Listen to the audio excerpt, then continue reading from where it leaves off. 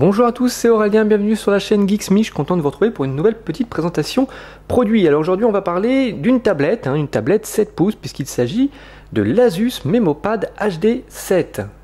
Alors à l'intérieur de la boîte on retrouve la tablette tactile, on a aussi un câble USB micro USB qui va vous permettre de connecter votre tablette à votre ordinateur. Vous pouvez aussi utiliser ce câble pour la brancher sur le secteur grâce à ce petit adaptateur et donc la recharger. Il y a aussi un petit guide utilisateur qui est fourni avec. Alors maintenant on va regarder un petit peu ensemble le design et la finition de cette tablette. On va commencer par la partie arrière. Alors on est sur une surface plastique lisse. On retrouve ici le capteur photo de 5 millions de pixels. En bas, on a les deux haut-parleurs présents. Et puis à droite, on a deux boutons. Donc on a un bouton de volume et puis un bouton pour allumer la tablette. Sur le dessus, on a une prise jack 3,5 mm pour brancher par exemple des écouteurs. Et juste à côté, un emplacement donc pour brancher le câble USB. Donc c'est une prise micro USB ici. Ça va vous permettre de recharger l'appareil ou encore de faire vos transferts de données. À gauche, on a ici donc un emplacement de carte micro SD. Alors cet emplacement peut accueillir une carte allant jusqu'à 32 Go. En façade, on a évidemment la dalle tactile 7 pouces avec juste au-dessus la caméra frontale de 1,2 million de pixels. Voilà, donc au niveau finition, c'est plutôt pas trop mal. Donc le montage est plutôt correct. On est sur un produit. Alors il faut rappeler qu'on est sur une entrée de gamme. Donc les plastiques, on va dire, sont de bonne qualité pour un produit entrée de gamme. Le montage est tout à fait correct. Découvrons maintenant ensemble un petit peu plus en détail cette fameuse tablette. Alors on va regarder comment elle se comporte au niveau de son interface et voir aussi les différentes applications proposées par Asus. Donc commençons par cette interface. Donc c'est de l'Android Jelly Bean 4.2.1. On peut constater dès le début que l'interface est plutôt réactive. Il n'y a aucun souci. Vous pouvez vous déplacer dans les différents menus gauche, droite, il n'y a aucun problème. Donc on retrouve les applications maison de Google. Vous avez accès à Gmail, au Play Store. Donc le Play Store, c'est l'application qui permet de télécharger des logiciels, alors gratuits ou payants au choix. Vous avez aussi Google Chrome qui permet tout simplement de naviguer sur Internet, c'est le navigateur web.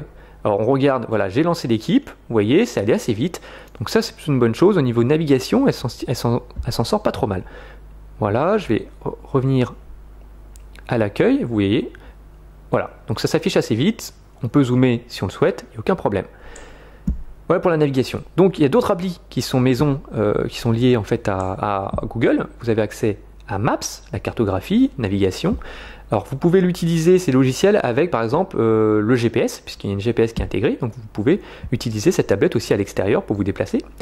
On a aussi Hangout. Alors Hangout, ça va vous permettre par exemple de discuter avec vos amis et utiliser par exemple la caméra en façade pour pouvoir faire de la visioconférence.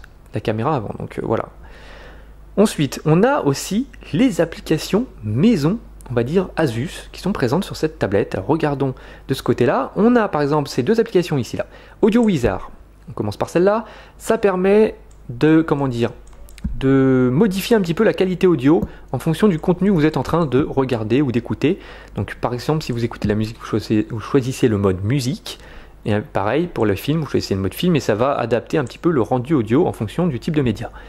Ensuite, on a l'application Asus Splendid. Petite application assez intéressante, pourquoi? Elle vous permet en fait de modifier par exemple la température des couleurs grâce à ce petit curseur avec des tons plus froids ou au contraire plus chauds. C'est en fonction de vos envies. Vous pouvez aussi modifier la saturation aussi des couleurs, vous voyez. Donc ça peut être assez sympa. On a l'appli Web Storage. Alors ça c'est lié au cloud d'Asus. Ça va vous permettre de stocker en ligne et d'avoir accès à votre contenu en ligne. Ensuite, dans ce petit dossier ici, on va aller voir les autres applis. Alors, voilà, je clique dessus. On a par exemple Asus Artist. Ça c'est une petite application de dessin. Alors, pour les enfants ça peut être assez sympa. Et ça permet de dessiner comme ça directement avec le doigt sur la feuille. Et vous pouvez très facilement dessiner. On voit que c'est quand même assez réactif. Et une fois terminé, vous pouvez sauvegarder évidemment le dessin, le contenu, donc sans aucun problème. Je vais me remettre comme ça. Hop là. Deux autres applications sont aussi à noter que je trouve assez intéressantes. On a la sauvegarde de vos logiciels. Alors il suffit de cocher. Vous voyez, c'est coché au niveau de la petite case. Et après, on peut sauvegarder par exemple le logiciel sur, on va dire, la carte micro SD. vous voyez, il y a un petit emplacement, comme je vous l'ai dit, de slot vers un petit emplacement de carte micro SD. On peut éventuellement sauvegarder vos applis sur cette carte micro SD. On va sortir. Ensuite, on a aussi AppsLocker. Ça, c'est, on va dire, une application pour sécuriser vos contenus. Alors, il faut rentrer par mot de passe. Et une fois que vous êtes à l'intérieur, vous sélectionnez l'application. Vous avez un petit cadenas qui apparaît. Vous ressortez. Vous retournez sur votre tablette, sur l'application. Vous voyez, le petit cadenas est apparu. On clique dessus. Et là, on vous demande un mot de passe. Donc, ça peut être assez pratique pour protéger, par exemple, votre boîte de messagerie, votre Gmail.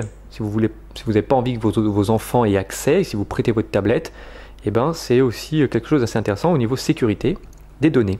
Voilà un petit peu pour les applications.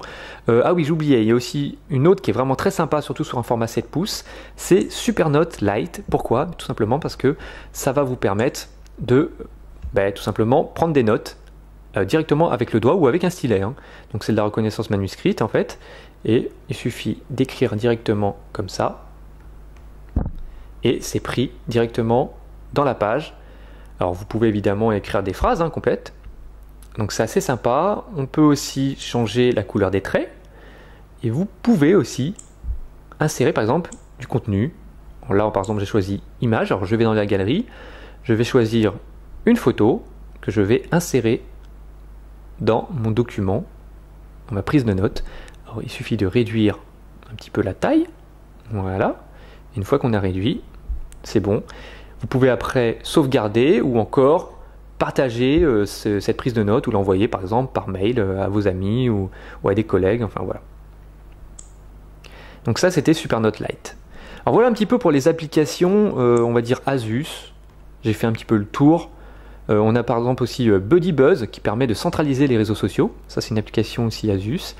Et aussi on a économiseur d'énergie que je vais vous montrer. Voilà. Alors là elle est désactivée. Si je l'active, vous avez la possibilité d'optimiser au maximum la durée de vie donc de l'appareil, d'optimiser la durée de vie de la batterie. Maintenant on va passer sur la partie multimédia. On va regarder un peu ensemble comment elle se comporte. Donc commençons par la lecture vidéo. Alors je vais lancer MX Player qui est une application qui n'est pas préinstallée sur la tablette, que j'ai téléchargée via le Play Store. C'est un lecteur qui prend en charge pas mal de fichiers vidéo et au niveau aussi du son, prend pas mal de formats, donc très intéressant à utiliser. Donc je lance, voilà. Alors là je suis sur un fichier Full HD qui est plutôt de, voilà, qui est plutôt de bonne qualité, on voit l'image. Et on se rend compte que l'écran est lui aussi donc de très bonne qualité. Donc c'est une dalle IPS, on est sur une définition HD avec un écran de 1280 x 800 pixels. On a un très bel angle de vision. Et puis on a vraiment un très bon piqué de l'image. Très sympa. Donc parfait pour regarder vos films. Donc c'est vraiment un très très bel écran. Ça c'est vraiment un bon point de ce produit. On va continuer maintenant sur la partie jeu, voir comment elle se débrouille. Alors je vais lancer Dead Trigger, que beaucoup de monde connaît. C'est un jeu, un FPS comme on dit, un jeu de tir à la première personne. Il y a plutôt des beaux graphismes. Et on va pouvoir voir un petit peu au niveau de la réactivité de l'écran, c'est très intéressant. Puisque dans ces jeux-là, si l'écran n'est pas réactif, eh ben, on risque de ne pas jouer très longtemps. Donc là c'est plutôt intéressant de voir comment elle se comporte. C'est parti.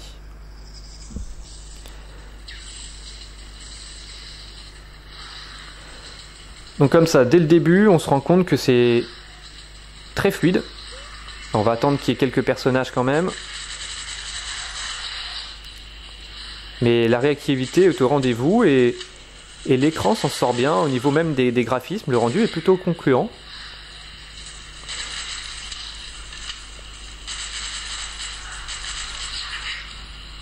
Voilà, donc c'est plutôt pas mal. Alors j'ai pas mis tous les détails à fond. Je pense que de toute façon, si vous restez sur les graphismes en médium, il n'y aura pas de souci. Après, il est possible qu'il y ait des ralentissements. On n'est pas non plus sur un processeur ultra puissant. On est donc sur du Mediatek quad-core, 1,2 GHz. Mais je le rappelle, on est sur un produit entrée de gamme. On a 1 Go de RAM, 16 Go de stockage. bon, on est sur un produit quand même entrée de gamme. Et là, en tout cas, si on reste avec les réglages, on va dire, par défaut, il n'y a pas de souci, c'est très fluide. Et c'est complètement jouable, il n'y a aucun problème. Voilà, maintenant on va revenir, hop là, on va revenir un petit peu au niveau du reste donc, de la tablette. Alors, on a fait passer différents benches pour voir un petit peu ce qu'elle a dans le ventre. Alors, on a passé Antutu Benchmark, qui est comme le nom l'indique, un logiciel de test. C'est un benchmark, donc un logiciel de test qui permet de stresser les composants, de voir un petit peu ce qu'elle a dans le ventre, et on obtient à la fin un résultat. Donc là, on a le résultat, le score de 13 108, ce qui est vraiment pas mal. C'est vraiment un bon score, surtout pour un produit entrée de gamme, tablette entrée de gamme. Et ben, c'est vraiment un bon score, il n'y a rien à dire. Et voilà, donc c'est limite un score qu'on peut avoir avec du milieu, début de milieu de gamme. Donc c'est plutôt pas mal. Elle s'en sent vraiment bien.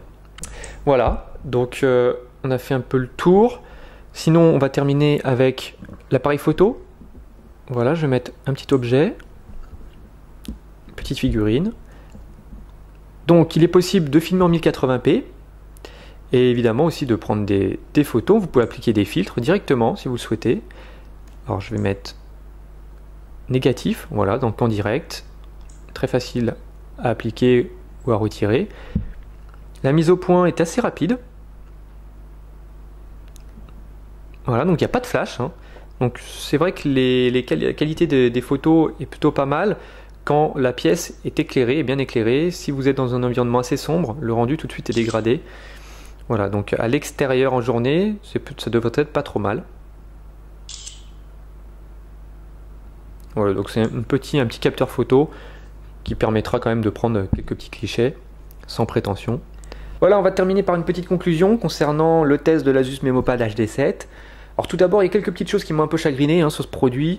Je dirais la coque arrière, les traces de doigts, ça vraiment, c'est pas très esthétique. Et puis c'est un peu compliqué en plus à nettoyer, ça a du mal un peu à partir.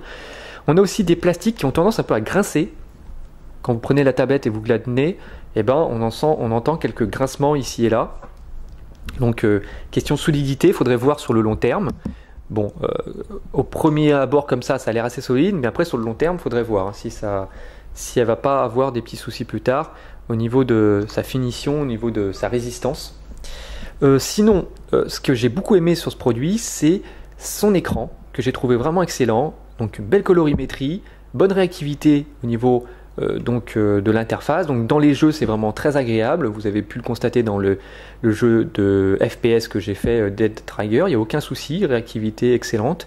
Et puis pareil au niveau des films, quand vous regardez une vidéo, et ben la définition est là. On a une belle colorimétrie, très naturelle. Donc vraiment parfait pour le côté multimédia de la tablette, rien à dire. Et même pour la lecture par exemple de livres de poche, il n'y a aucun souci. Donc l'écran est assez lumineux, donc ça c'est une bonne chose. Ensuite, ce que j'ai bien aimé aussi, c'est l'offre, on va dire, logiciel global. On a évidemment tout l'univers Android avec la Gmail, genre la messagerie Gmail, le store, donc le Play Store pour pouvoir télécharger les applications, le navigateur Chrome et puis d'autres applications aussi qui sont présentes. On a aussi celles que Asus a installées comme Web Storage, Asus Splendid et surtout celle que j'utilise le plus sur la tablette, c'est SuperNote Lite qui permet de prendre tout simplement des mémos en manuscrit, donc soit avec un stylet, soit avec le doigt. Donc ça c'est vraiment super sympa je trouve comme logiciel et en plus il est très précis, ce qui n'est pas forcément le cas de tous les logiciels de prise de notes. Et ça c'est faut le noter, donc ça c'est vraiment une bonne chose. Voilà, au niveau aussi l'autonomie, donc autonomie on atteint à peu près 4h45, ce qui est pas trop mal, donc c'est pas on va dire la meilleure autonomie sur ce type de produit, mais c'est pas trop mal. Donc en lecture HD avec le Wi-Fi activé et la luminosité à fond, on atteint à peu près ces heures-là, sachant qu'on a quand même un logiciel qu'on peut activer qui est l'économiseur d'énergie, qui va vous permettre, en fonction de votre utilisation, d'optimiser évidemment la batterie, donc la durée de vie de la batterie. Donc c'est aussi à prendre en compte et vous aurez peut-être une utilisation différente en tout cas. Voilà, donc l'autonomie c'est pratiquement presque 5 heures je dirais, un peu moins, donc c'est pas mal. Et sinon pour le reste c'est vraiment une bonne tablette, surtout donc un bon rapport qualité-prix, 149 €. Voilà, pourquoi se priver, je trouve que c'est un bon produit, Voilà, cette vidéo est désormais terminée. Si vous voulez vous inscrire sur la chaîne Geeksme, c'est tout simple, il suffit de cliquer en haut à droite sur la petite pastille, vous cliquez dessus, vous allez pouvoir vous abonner. Donc c'est gratuit, c'est très facile, en quelques clics vous pouvez vous abonner, donc c'est tout simple. Pour ma part, je vous retrouve très vite pour une autre petite présentation produit. À très bientôt sur la chaîne Geeksme. Salut à tous.